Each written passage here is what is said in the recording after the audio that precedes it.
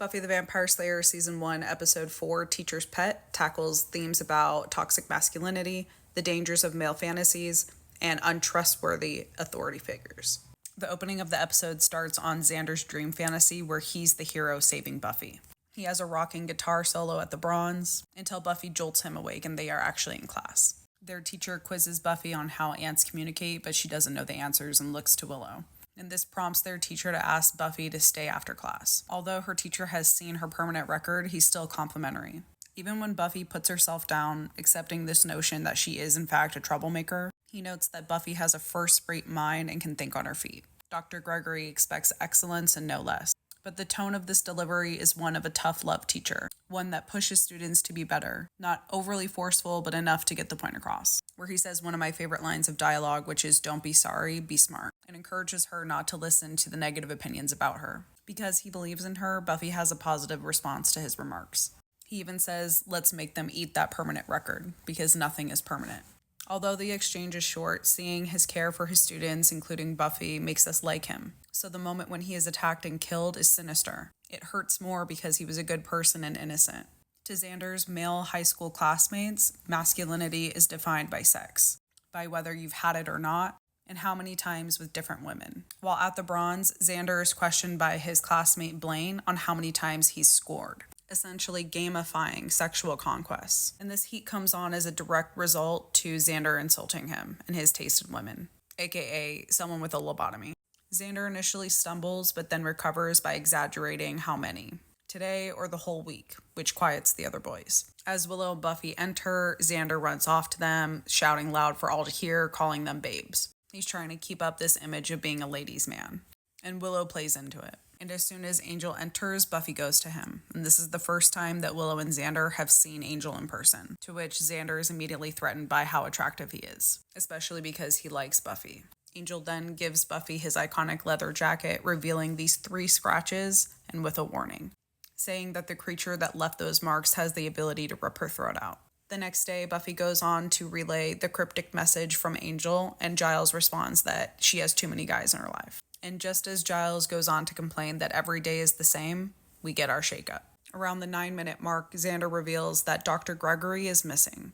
But this information is also buried in the fact that he was distracted by some of the cheerleaders modeling short skirts. So in comparison to Buffy, he's less concerned. Buffy has not only been motivated by this teacher, but she's also motivated to find out what happened to him. And that's when the new substitute teacher, Miss French, is introduced. She initially walks up to Xander and asks for his assistance in finding the science class, but he's too nervous and he stumbles, so Blaine swipes in instead and guides her. Once they get to class, Buffy finds Dr. Gregory's broken glasses on the ground and questions why he wouldn't have picked them up. When Buffy asks Miss French when Dr. Gregory will return, she doesn't have a clear answer. Instead, she picks up where the original teacher left off and starts digging into insect life. She begins teaching about the praying mantis, about how they are forced to live alone because they are cannibals. She also comes off defensive about how they are unique creatures, and it's not their fault they were designed this way. She describes them as noble, solitary, and prolific. The female is larger and more aggressive than the male. She goes on to say that the California mantis lays her eggs and finds a mate to fertilize them. Once he plays his part, she covers the eggs in a protective sac and attaches it to a leaf or a twig out of danger. And in a few months, there will be several hundred offspring, which is clear foreshadowing. She then asks which students would like to help her make model sac eggs, and all of the boys in class raise their hands. And shortly after, in the school cafeteria, Cordelia discovers Dr. Gregory headless in a refrigerator. The Scoobies are visibly shaken, Buffy is crying, and Willow vows that they will figure out who did this. And she's very confident that they will stop them. So I feel like from even the first season, Willow has always had this quiet confidence. It's in this moment that they start to realize that they are on a hellmouth, so there's going to be multiple baddies in addition to the Master, which sets up the formula for the rest of the season. After hearing about a homeless man getting shredded in a local park nights before, Buffy decides to investigate. The description sounds eerily similar to the creature that Angel had described. Buffy and the Forkman fight, but then they're interrupted by the police. Now this distraction pushes the clawed vampire straight into the substitute teacher. However, this clawed vampire, upon seeing her, is immediately scared and runs off and hides down below into the sewers, and she walks off unscathed.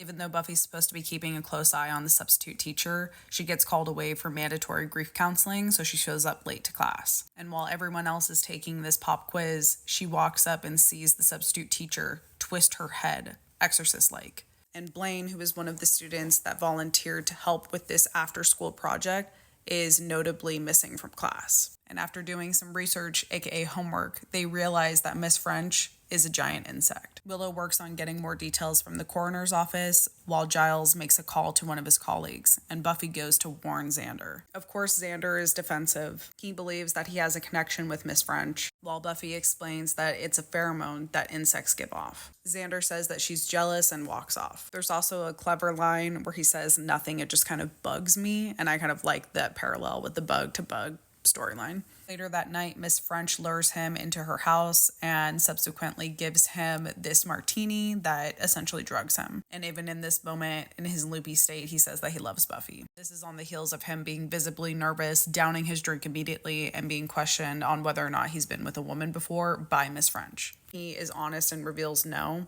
She says that she can tell. Even when he's loosened up, he still acknowledges that he can hear faint cries for help in the background.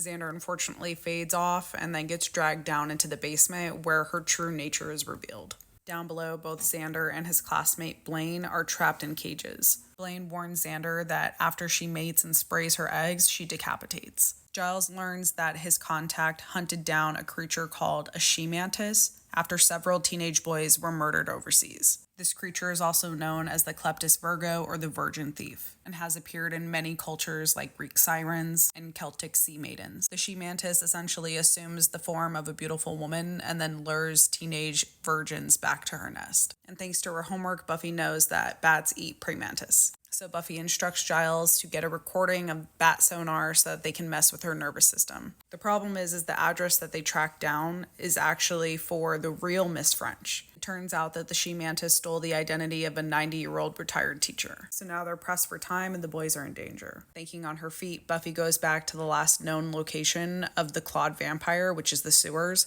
and uses him as a radar. She uses the vampire's fear of the she-mantis to track down Xander's real location. They bust into the correct house and they use bug spray to ward off the creature while the others escape. When Buffy tries to use the bat sonar recording, it's actually on the wrong side. After being freed by Giles, Xander gets his moment to help Buffy and buy her some time until the right recording can start.